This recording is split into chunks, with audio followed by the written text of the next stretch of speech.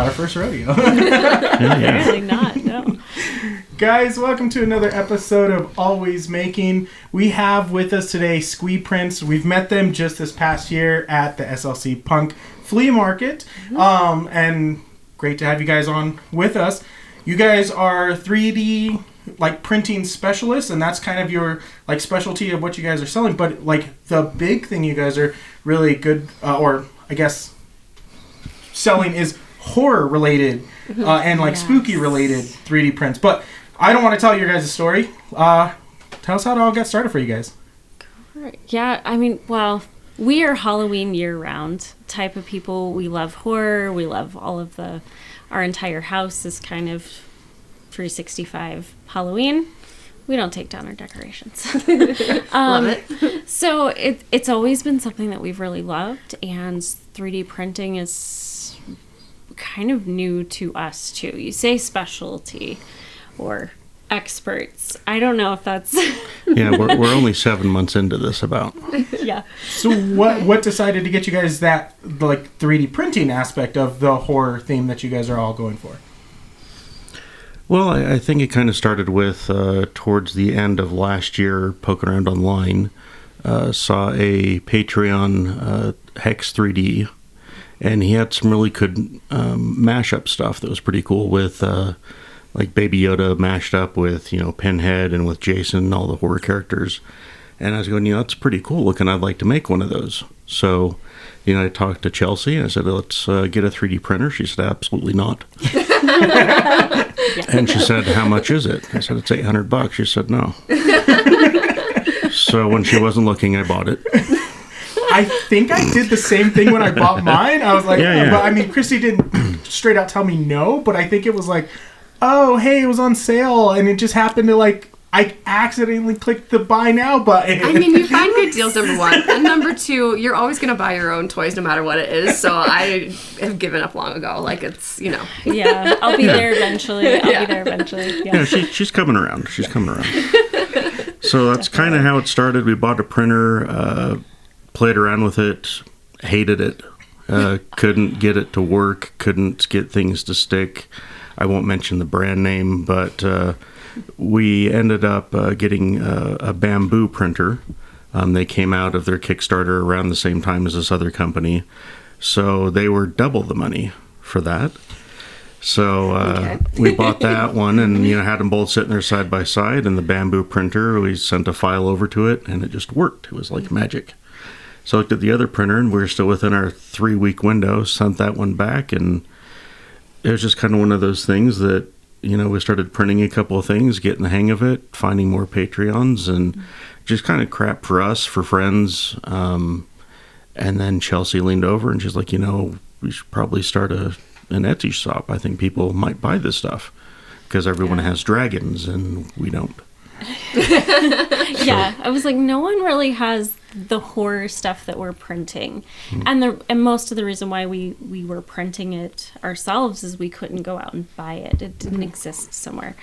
So, and we were finding all of these really awesome creators on Patreon that were, making the spooky stuff, and we're like, why aren't people printing this? So it was it's just kind of one thing led to another, and this is where we are now. But yeah, now we have 3 of them. We met at the Father's Day show for the SLC Punk. You guys started in February of this past year, so that'd be February 2023, right? And that's when you guys started your Etsy store, is that correct? Yes. Okay. Yes. So, and you guys take a very interesting, direction with what you guys do. And I know you have a couple of your original designs that you guys work on and make your own personal stuff that you design the 3D, but I think it's a really cool aspect to take that. You say you guys found Patreons and Kickstarters and other things supporting artists that give you guys the commercial right to use those designs and prints and go from it. And you found a niche that people weren't filling. Yeah. You said it with the 3D printer, you kind of just printed stuff that wasn't there. That's one of the cool things about 3D printing. Sometimes I need an adapter for a camera thing that I'm doing, and it's I can't find a file. I use Thingiverse all the time for ease of use. Mm-hmm. I'm not a good 3D modeler by any means. I've learned a little bit, but I'm still very like rudimentary with it. Yeah.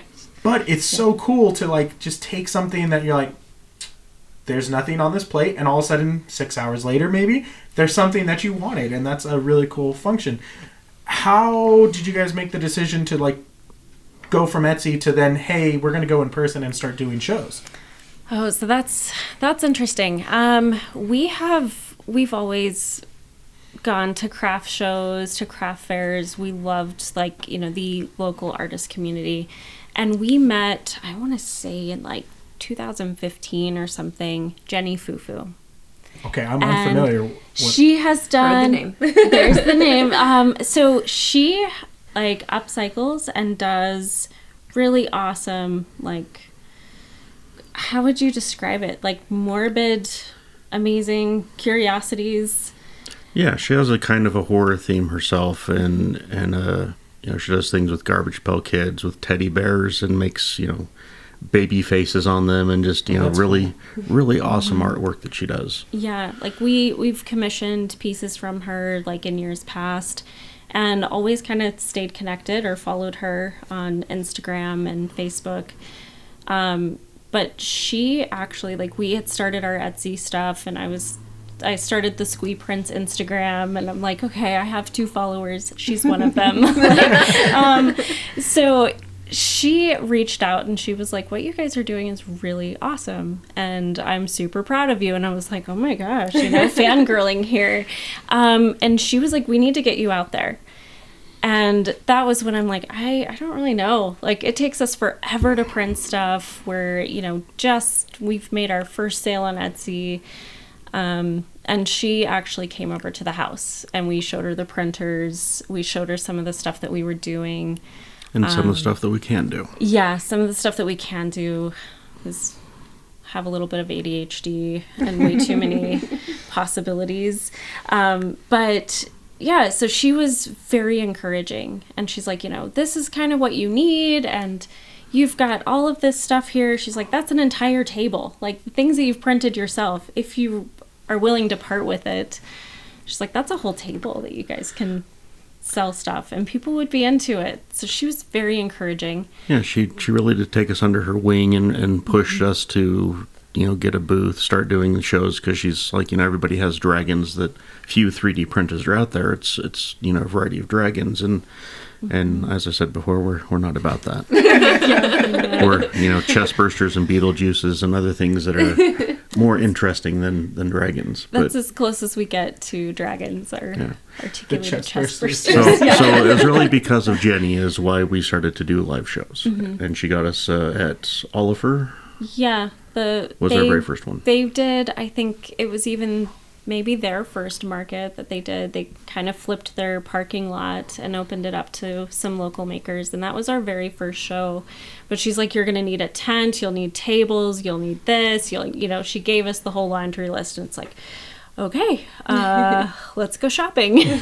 So it was a little bit of an investment up front, but that was our first show. And then the Father's Day was actually our second show at Punk Rock Flea Market. Because she also introduced us to Darcy and Erica that does the Bewitched. The Bleached and Bewitched shows too. Like, she's also a local maker, and what else would you say? Performer, yeah. Yes, like she does really incredible events and stuff too. So we kind of got some recent introductions and to the community, and we're still like dabbling in it. We've tried out we were at Brighton with you guys the last few weeks, and that was an interesting experience. So like, we're still testing the waters and figuring things out, trial and error a little bit. But there's a lot of that, so we're learning. This is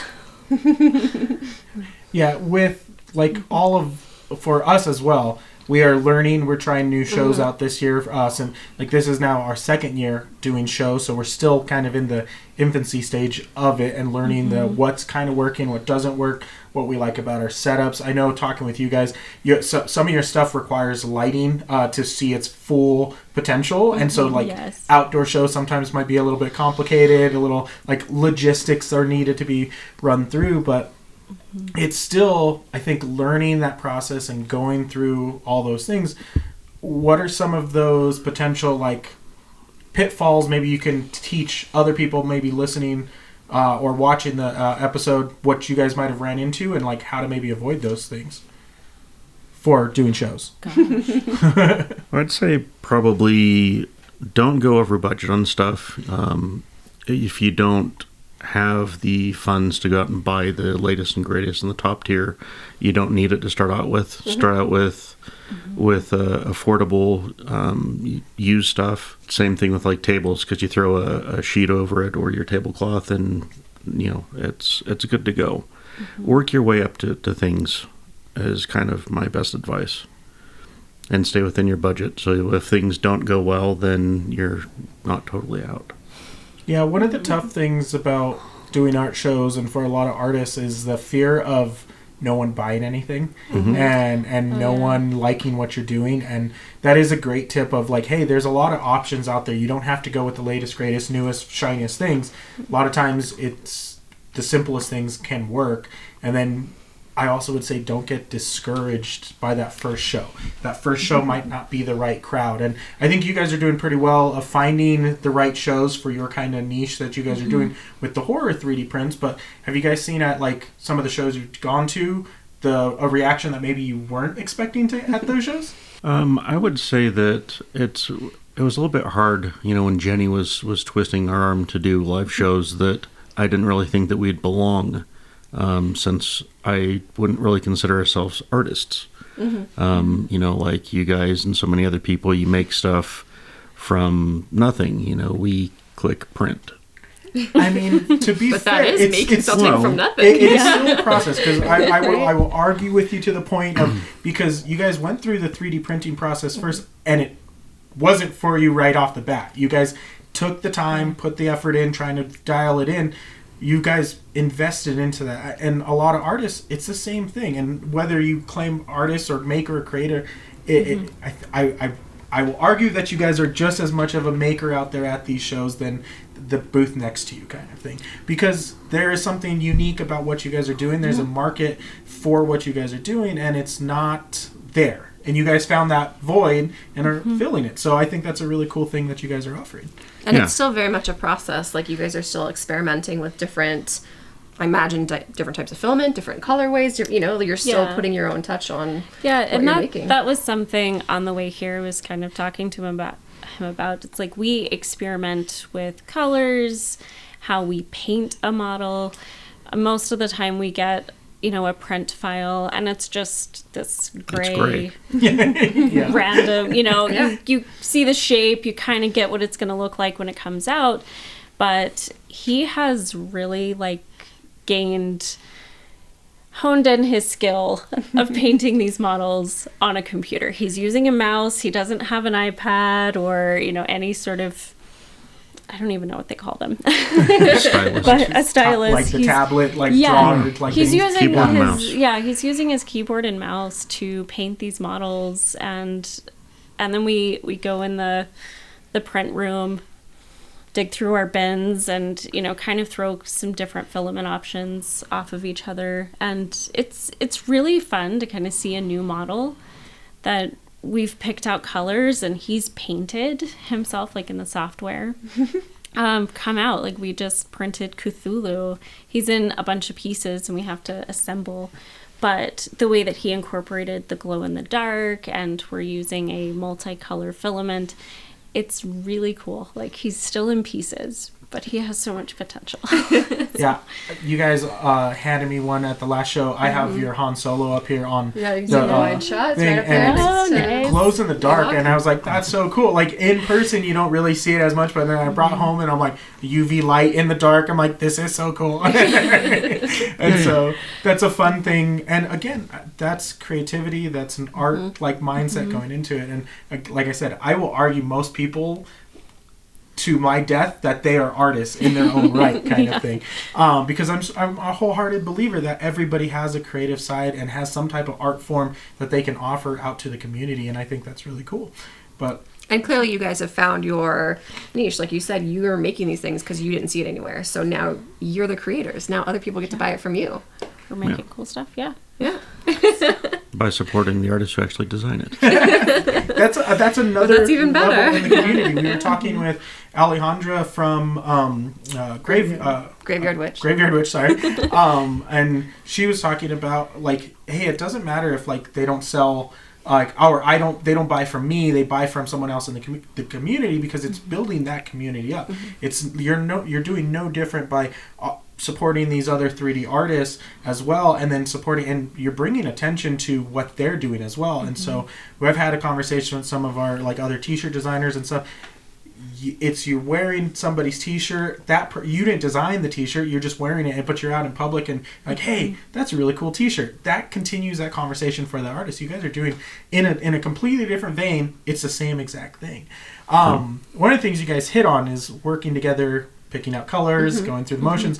Me and Christy we're going on 20 years of going through this process. Almost. We started with a broadcast class, and she was technically my in boss. high school. I was the producer. And, but we've worked together in a creative field for a multitude of times where, like, I need her on set to help me with certain productions, or vice versa. we're making costumes together, different stuff. And how do you guys go about working that creativity with each other? And is there headbutting sometimes? Is there a little bit of that, like, hey, no, let's try this? Or is it pretty smooth and copacetic?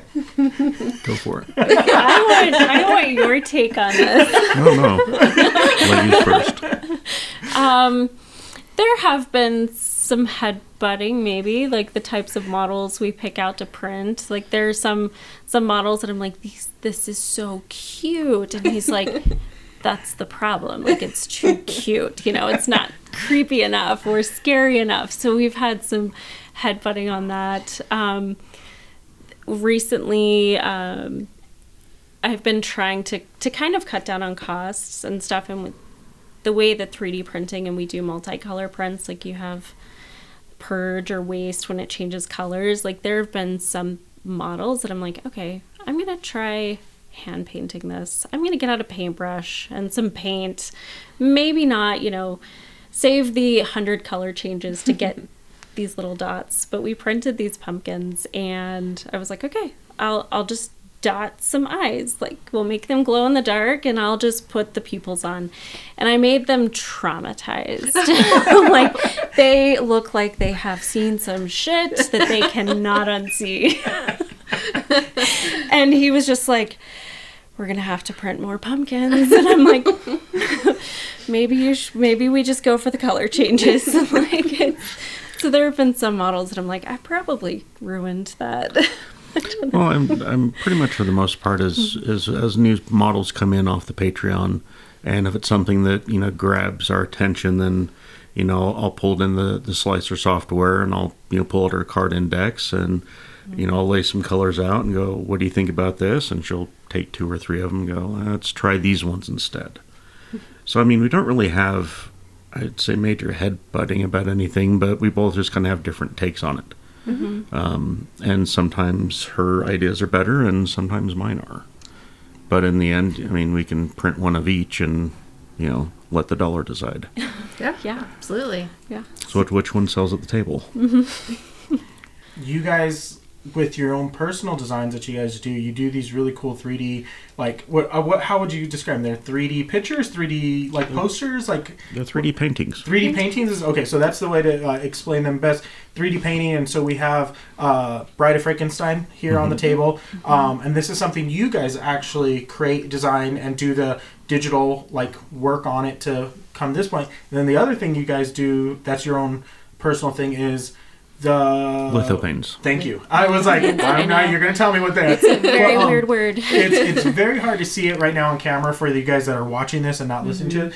There is actually multiple layers of color to actually create the movie posters. Or are there scenes for movies, or is it all strictly movie posters? They're all movie posters. Movie posters. And so they're very cool. If you guys are out at a show that these guys are at, go check out their booth. Check out what they're doing. They have a really good display. And you can see all the details. One of the fun things is, like, when you are at an outdoor show, you just hold it up to the sun and kind of see right through. And the way they pop is really cool. What was your guys' thought process in coming up with these? Well, with the lithopanes, it was actually at the very first show that we did. I was going through looking at booths, and someone, I don't remember who, had movie poster keychains. It was actually Graveyard Witch. Yeah. Oh, it was? Yeah. She had keychains, or maybe they were buttons or pens. But they're like movie posters, and I was kind of looking at that going, that's pretty cool. And it's like, I wonder if I could do something with that with 3D printing. Lithopanes have been around forever, but they've always just kind of been shades of white or ivory, I think is how they started. So right, it's usually like porcelain, right? Yeah, or something along those lines. and it's They've usually been pictures etching of them. Jesus. Also, yes, on usually a religious. nightlight. Yes. We do live in Utah. Well, that's typically how it was. So then it's like, okay, how do we get this to be a pure white, but then when backlit is full color? And after digging around, we found a website that, gives us great instructions, and you upload it, convert it, print it. How long does it take to print one of those? We print them in batches of 5. It takes anywhere from 10 to 13 hours per plate. I was going to say 10, 13 minutes. That's real quick. No. Hours. We just started like a 3-day print right before we left. Yep. That's a lot of time on the printer. How do you guys kind of, I guess, figure out what needs to get printed? Because last time we talked, I think you said you're up to 3 printers now. Is that correct? Mm-hmm. So Yes. you guys have a multitude of different things to print. Is it the dollar that's deciding what gets printed first, or is it, we're just going to go this inventory? And do you have like a routine yet of how you kind of like continuously just print through the week? I'd say we're getting there. We're still learning. We're still only 7 months into our Etsy shop, but we're getting a bunch of sales. I think we're averaging about 50 sales a week now. Wow, that's awesome. Which is kind of insane. Like, we'll watch videos, do Etsy research, and we're like, this seems abnormal, but we're there for it. And it is kind of, we're trying to keep up with the orders. We'll try to keep up with inventory. So we're trying to figure out a system, and also doing shows. It's like, okay, we really want to print this for the table, but now we have to take this off the table, and someone just bought it. So it's a little hard to keep up, which is why tomorrow we have furniture deliveries to reorganize the print room and Make room for printer number 4. Yep. Is that already delivered, or is it getting shipped yet? Well, the rack is going to be delivered tomorrow, and then once we reorganize our craft room, then the buy buttons get hit for printer 4. Yes, yes. But I guess in short, to answer your question would be Etsy orders are things that we give top priority to. So I try to leave a printer open for that. When we're going to do shows, 2 printers typically get dedicated to that for stock, because we don't have a lot of inventory on stuff because it gets turned so quickly. So a lot of things that we do are close to print on demand. Very cool. Okay. Yeah. So, Outside of like our little, what do we call them? Tiny terrors. Those we print like probably 12 at a time because it takes 2 or 3 days to print a plate. Yeah. and those are multiple colors. Yes. Yeah, Hannibal Lecter is the one that we just started as before we walked out the door to come here. So in 3 days, hopefully it works. 3 days, yes. We've had our share of what we call cursed prints. It's like we've tried so many plates, like we'll have adhesion issues, or we'll finally get it to stick, and halfway through we'll get air printing, or one will get knocked off the plate and we'll have a spaghetti monster. So there have been some things that we're just like, all right, we can't do that one. Yeah, I've come home like, a couple when do we times and give the up? spaghetti monster on the printer. I'm like, oh, damn it. And then you're like, okay, I guess we're starting over again. I'm surprised you have your filament out. I'm not as like crazy hardcore with the 3D printing, so I just kind of like, and like it's not a tool I use every day. It's one of those tools that it's like, okay, let me try this thing out, and then like right now the bed is unbalanced and I haven't used it in a couple weeks, and the resin printer sometimes gets like the resin left in the vat for a couple weeks, and I go, oh, I gotta clean that out. And so it's a cool tool to have in our arsenal, but it's not our like go-to like creative like thing for us to use for our business side of things.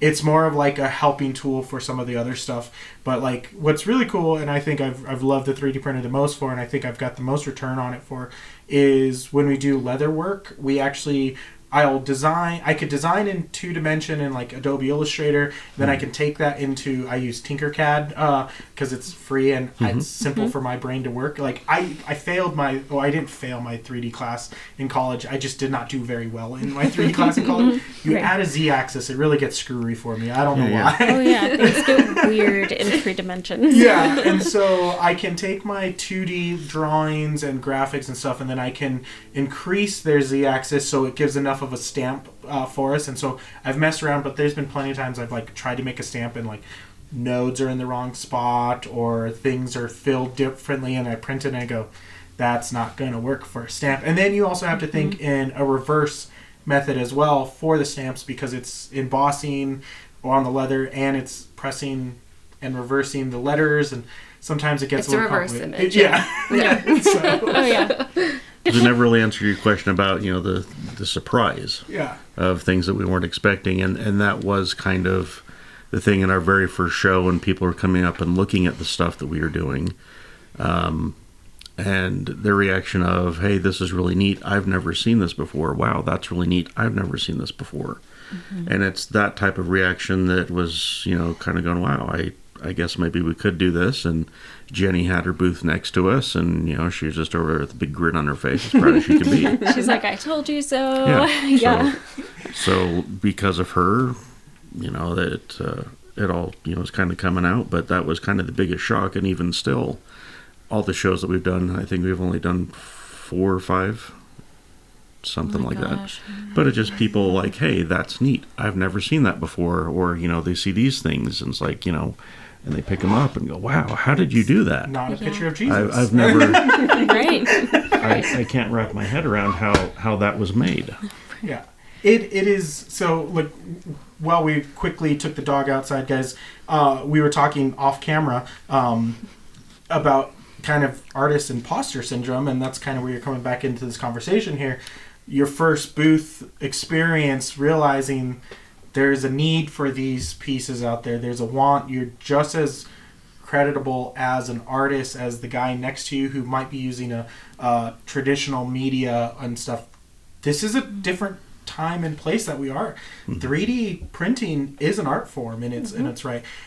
As an artist that's felt similar things, because hey, I'm not using traditional media. I'm printing. I'm screen printing, where I can do mass amounts of t-shirts. I mean, I'm doing like 30 at a time. Like, that's a lot of t-shirts. That's a lot of t-shirts. Yes. But it's like I can do 30 t-shirts in an hour, where a person might paint a tree in his big giant like canvas in like 6 hours, and it's like it doesn't discredit the artists that you are or they are, in the sense it's just a different art form, and art is subjective, right? And so somebody who likes the horror stuff might not like the cutesy bunnies on something else, and somebody who likes the cutesy bunnies don't like horror stuff, and that's okay, because there's plenty of room in this community for all of that different art to really thrive and grow. But how you kind of explained it with the booth and your experience and having the people kind of go, oh, I haven't seen that before, but have you guys gotten a little bit more comfortable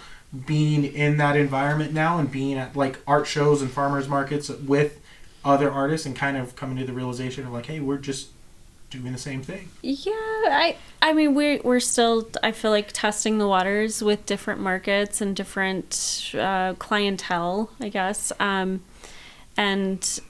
making introductions with other makers, because like we met you guys at a market, and it's been super awesome to get to know you guys and pick your brains. Same. You have like Same.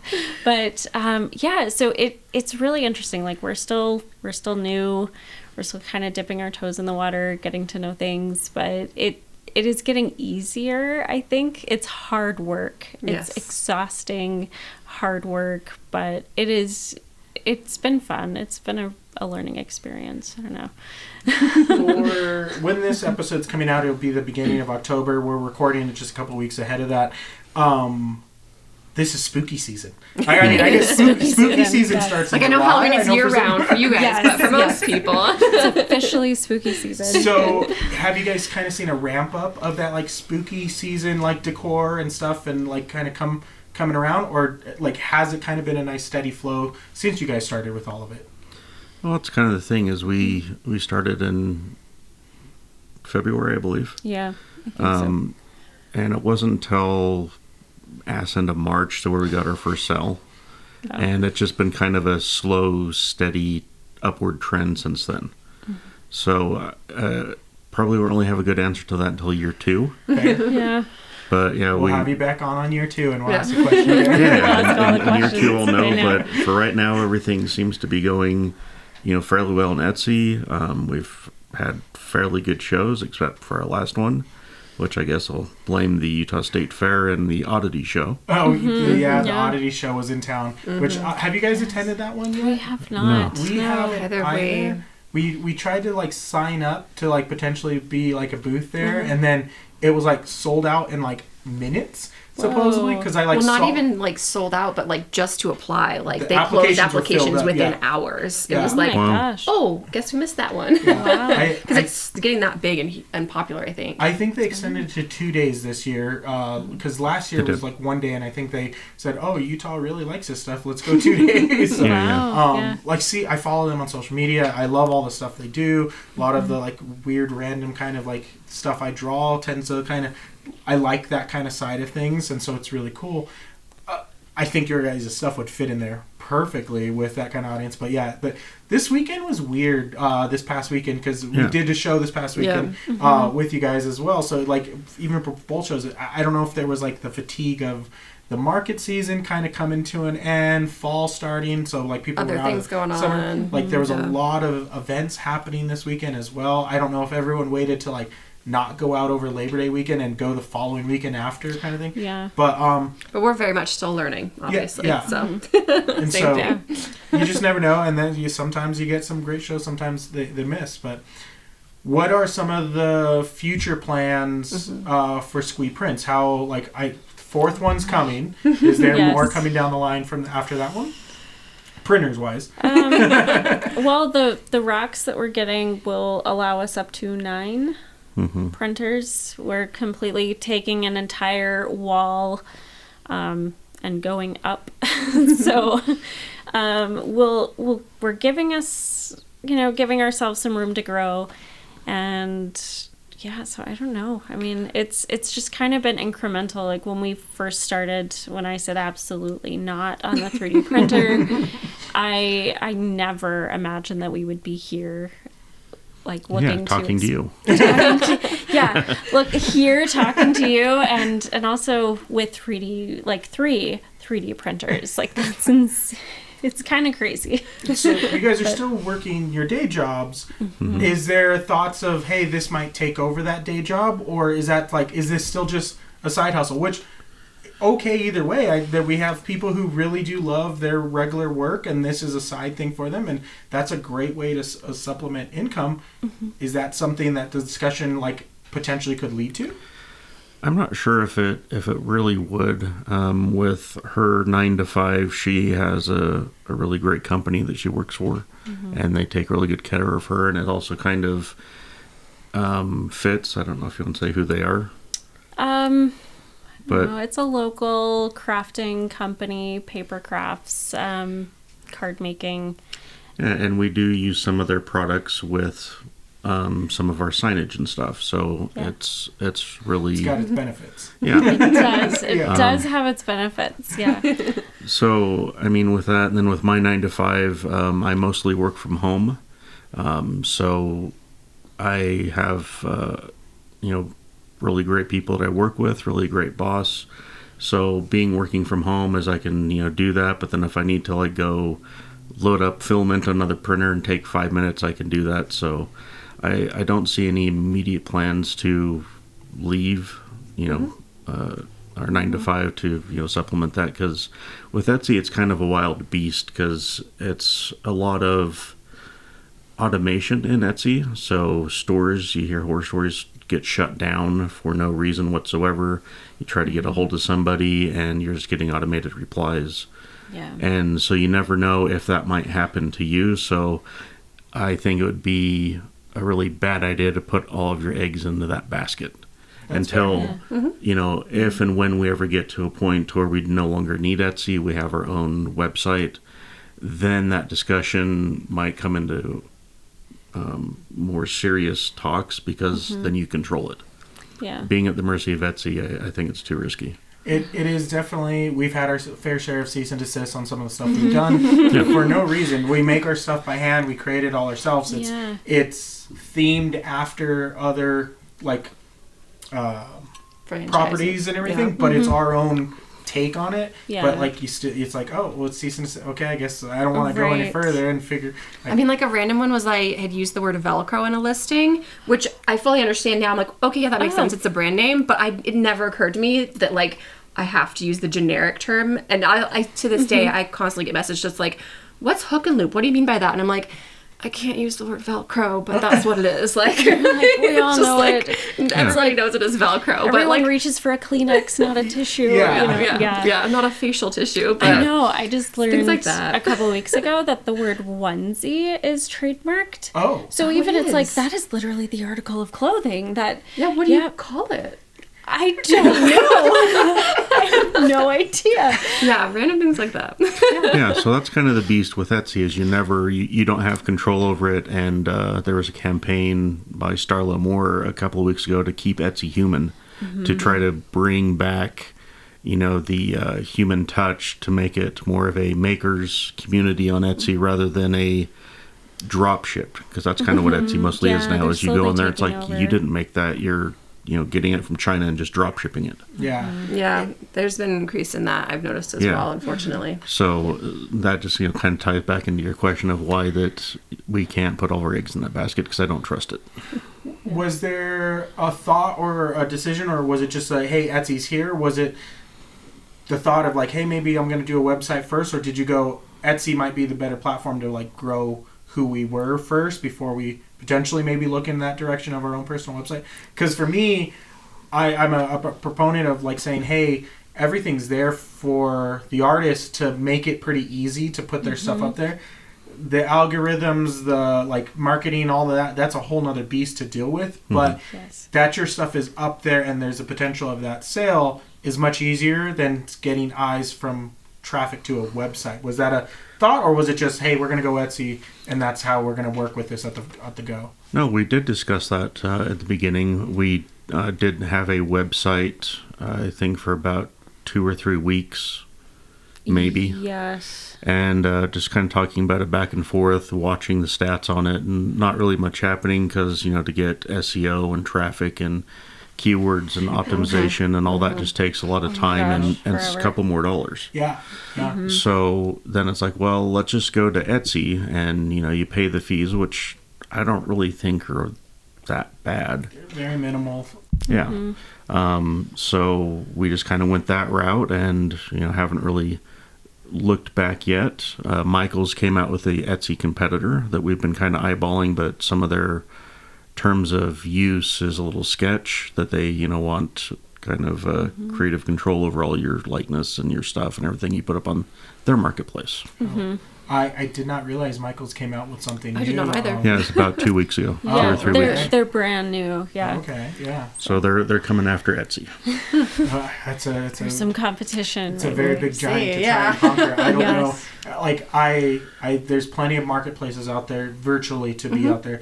I think being out in public has kind of changed our perspective a little bit of like, oh, we're just going to be on Etsy. And I think it's been really cool to be out in the public world and get responses and like actually feedback from people, and then also meet people like you guys and have conversations like this about what we're doing as a side hustle or as our full-time job or as just I don't know what to do. Yeah. That's definitely been really cool about doing these live shows, is seeing people's reactions to stuff, things that people pick up and go wow, and then things that, you know, you think are crap, and then somebody will pick up and go, I must have this. I need this. Yeah, I need this in my life. And you're going, really? I'll be damned. Like one of my traumatized pumpkins found a home like last weekend. I've seen some shit pumpkins. I don't know if you guys saw those, but I didn't see the pumpkins. No. Did you guys keep them like hidden, or were they like tucked back? maybe they weren't out yet when I came by? I think they were out. yeah. Maybe it had already found its forever home. It maybe did, yeah. But yeah, I mean, that's kind of neat. I like, with the horror stuff that people come by and kind of the more obscure movies that I make the movie posters out of, or that we make the figurines out of. And people go, ooh, Critters. And they know what the movie is. And it's, some shitty little B movie from back in the 80s. Yeah. And it's, kind of neat to see that. And then they'll talk to you for a moment about horror movies and about this scene and about that. Mm-hmm. And, that's stuff that you don't get online, is that little bit of a connection for a moment that's kind of neat. And then it gives you other ideas to go, hey, I need to find this figurine to make, or, this movie poster. Like last time we got... Monster Squad, because we were next to a booth and they had that Monster Squad poster, and I completely forgot about that movie. Yeah. We've been watching a couple of things on YouTube where kind of like picking friends with, they're like based off their TV shows and movies. And we're like, oh, we completely forgot about that movie. Oh, we forgot about that TV show. And then we find ourselves having that conversation of like, oh, what would be our top 3 movies, TV shows? Where did you guys say you're Halloween 24/7, 365? I got that right this time. Where did the horror like inspiration come from? Was that childhood, growing up, like, or was that just like past couple years? You're kind of like, I really like horror, and let's kind of find this niche for it. I have always, like, growing up with my grandparents, we were allowed to watch the classics. Everything was black and white. So The Bride, Creature from the Black Lagoon, all of the original monsters. So that is where my like heart is for the horror genre. And he grew up with it. Like that was your... Yeah, my mom was really into horror movies and stuff. So I was watching things, when I was younger, like Entity, Nightmare on Elm Street. I don't know if you've seen Nightmare, but a lot of things as I guess a little kid nowadays would be very questionable depending on your views. Yeah. So right. I grew up with that. My mom would always go balls out for Halloween every year. Neighbors, things are different because I'm 44, I think. So when I get past 30, you kind of just like, it's just another year, fine. Yeah, you kind of lose track of it. So when I was a kid, you knew your neighbors. You'd go out, everybody'd make little home haunts. You'd go through people's houses and do a little thing, go out the garage, and here's your piece of candy. Yeah. And it's, all that's kind of been lost over the years. And I just kind of look back to that and, my love for that time and everything that, with my mom introducing it to me at such a young age, which always irritated my dad because he said I was too young. But it's that's kind of where it came from and just kind of stuck with me over the years. So lifelong love. Lifelong. Yes. That's great. Is there experiences you guys have had at the booths where you've kind of been able to introduce and like show some of your favorite horror stuff to like people who might have not like, oh, hey, this movie poster that you did, have you checked out this movie? Or have you had any experiences like that so far? I've had a couple things with little kids coming over, and if their parents leave them unattended, and they'll pick up a chest burster and go, wow, this is neat. What's that? I'm like, that's Aliens. You need to go watch that movie, Sigourney Weaver. You'll love it. You'll love it. Yeah. So if people leave their unattended crotch fruit next to me, I will corrupt them. Say, have you ever had any parents of children, try and like steer their kids away from your booth? Have you ever had any like negative reactions? No. Not negative. We have had some interesting... I mean, there have been a handful of times where we've put out some explicit prints. And the Caucasaurus. Yeah, and... and there was one kid who was like, oh, wow, and what did he call it? It was like I think he called it a dragon. Yeah. And we're like, Yes, absolutely. So there have been some moments where it's just like, okay, this is definitely not for kids, but you brought them. So, but Yeah, I haven't really had anything negative. Just, a few. When we have the Caucasauruses out, I think that's pretty much been the only thing that some people raise an eyebrow at. But then they go to the booth next door and the lady's selling them for coat hooks. So, Yep. yes, so yes. Yeah, I do actually. That was at the SLC Punk Show. I do the ceramic person, right? Yeah. Yeah, she was at Brighton too. Oh, was she at Brighton? Yeah. too? Yeah, her Okay, stuff is yeah. cool. She was there last I know. week. Yeah, she introduced me to them. She's like, "Yeah, would you like a wall peen?" And I'm like, This is something I never knew I needed in my life, but yeah, all right. Coat hanger by the front door. Yeah, I know. You guys have. Let's start out this way. We usually like to talk to the makers that we have on the show about the tools that they use in 3D printing. Easy, that's the main tool. But has there been a tool that you've picked up that has made the 3D printing aspect easier besides the 3D printer itself? Or maybe you have a favorite PLA that you really love, or other type of filament. Ooh. That was Make it the easier. first thing that I thought of, because I get to clean all of the prints. Okay. I don't know if it's the delicate hands or what, but I get to clean everything. So mine have been, I think now we have 3 or 4 different types of flush cutters Yeah. that are used very detailed. So that is something I never thought I'd be picky about. Right? It is, yeah, and I'm like, wow, I have apparently a new standard for flush cutters that it's a new thing. This is me now. Yeah, it's crazy when you get into the different art forms and different stuff, and then you pick up that tool and you go, where have you been this whole time? I started with scissors or razor blades, or and then you Right. get them when you and get you're into the specialized. this has been a game changer for Yes. everything we do now. So same for you, Cody, or is that? Oh, I mean, outside of the printers, I guess filament-wise, because when we very first got the printers, I probably went overboard with filament because I just kind of bought a little bit of everything, not knowing what would be needed, what would work. So we've had a lot of crap filament because, you do get what you pay for, it seems. Yeah. So now we kind of go to E-Sun as kind of our go-to filament for probably 90% of the stuff. Then specialty filaments, depending on what we need, kind of varies between... Oh gosh, I'm drawing a blank. Yeah, I can't remember their names. We have some Polymaker. Yeah, Polymaker We makes have- good stuff. Oh my gosh.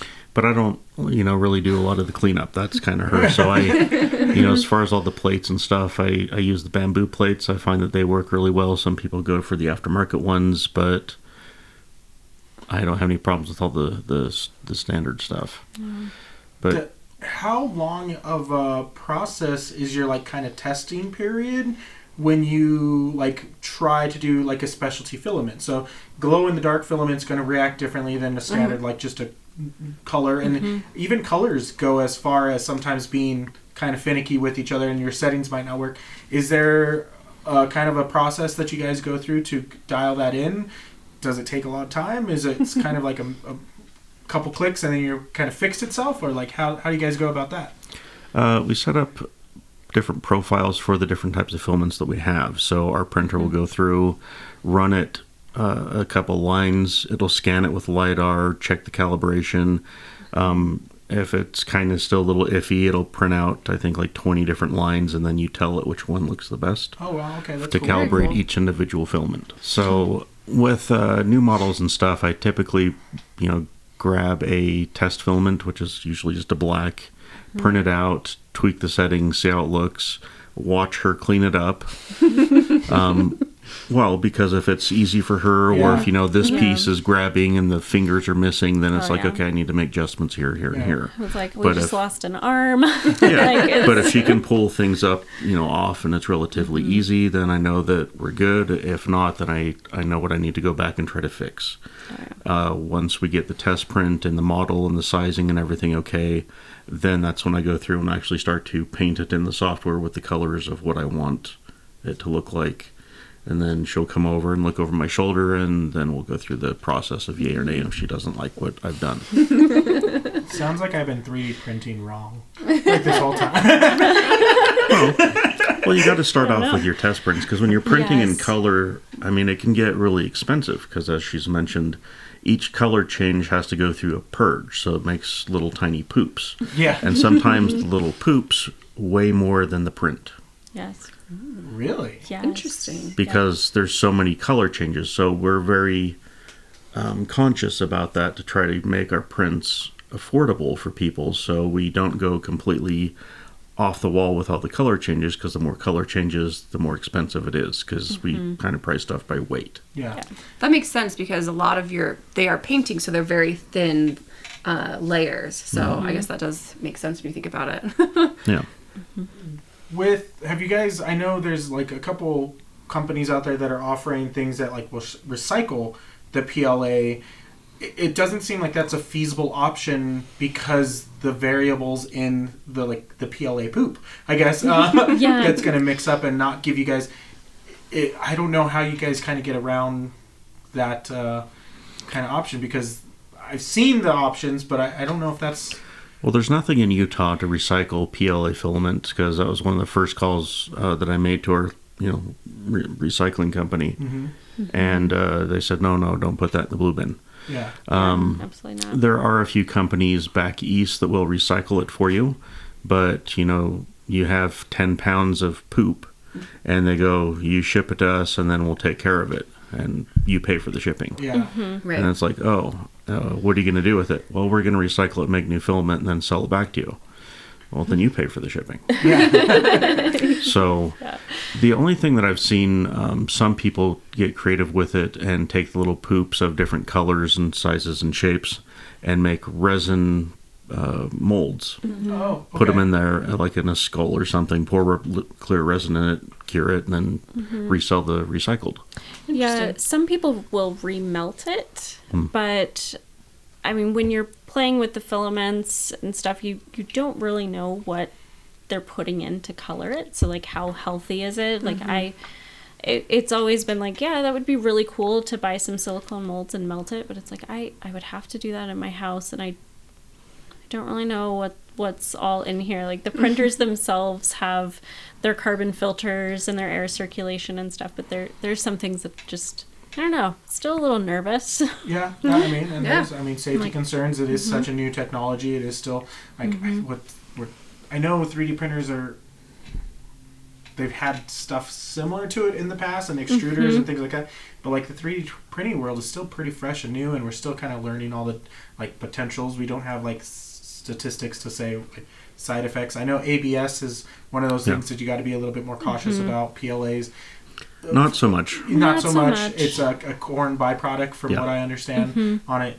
Technically, it's edible. Technically, I'm not, but it's not something you should maybe eat. not. Well, it's just one of those things that the PLA by itself is fine, but then it's like, what are they putting in it to make it glow? Yeah. Right. And do you want to cook that in your oven where you cook your food to make a recycled whatever? Yeah. Yeah. Or what red number 40 dyes or Right. Exactly. Yeah. So if anybody's listening and wants a bunch of poop to do this in a toaster oven outside, Yeah, hit us up. We have a bunch of poop. We'll hook you up. Yeah, another idea. I mean, I'm like trying to like think of like, could you use it for filling for something, or like, like what can we do with the byproduct? Yeah, because I've seen a couple recycling systems where people like grind it up and make small pieces and then extrude it themselves and go through that process. I've seen a couple companies that are making these like crazy plastic extruders, and they're taking like bottle caps and other stuff, but they have to test every single like bottle cap to make sure it's safe for them to put it through their cooking mechanisms. I've seen people use like griddles, like panini presses, to melt the caps, and I'm like, they have respirators for the most part. They're also doing it safe, and then they're putting it through these extruders, and they're making like benches, or they're making like a 2x4 that you can actually construct. So that one guy made like pickleball paddles. Yeah. Oh, that's awesome. With 3D printing, that is always one of those concerns. It's like, how much what do I do with all this extra byproduct, and how do I create something that's not going to waste? And it sounds like you're doing the research, you just haven't figured it out yet, found the right thing. Haven't found the right solution. Because Well, it's just not out there yet. and then as you guys are continuing to grow, that's still a thing, and it's glad to hear you guys have that kind of in your thought process of how do we not make another mess of all this stuff and everything. Yeah, we did find one company that did recycle PLA, but they only wanted like little bricks or like felled prints. They wanted the bulky stuff, and we're like, but we have mostly poop. Yeah, they showed up with a bunch of the little waste poops, and they're like, "Oh, we don't want that." Yeah, like we. It's like, well, we tried. Yeah, it's like okay. I think we are kind of running up on time here, so I want to make sure we get information on how people can find out more about what you guys are doing. What's your guys' website? What's your guys' social handles that they can find you, what Squee Prints is doing? Yeah, well, he will say I'm a terrible social media manager. He's probably not wrong. But we're on Instagram, Facebook, TikTok. All of the things. I try terribly to make reels and TikToks, but we are Squee Prints. It's SQUEE Prints. And we're SqueePrints.com, SqueePrints on Etsy. SqueePrints.etsy.com. Yeah, it's one of the names that nobody had, so. Awesome. Guys, thank you so much for being on the show, talking about 3D printing and all your guys' maker journeys with us. If you guys are in the local area and want to see some really cool stuff, definitely go online and check out their paintings that they have, because this right here is not doing it justice on how cool they are at all. But check out their stuff. Thank you guys for watching another episode of And Always thank you Making. guys. Yeah, thank you for having us. Yeah. It's been a blast. Awesome, guys. Right. Well, thank you guys. Comment down below, like, subscribe, do all the things you're supposed to do on YouTube. All this stuff. Appreciate you guys. You guys have a good rest of your day. Bye.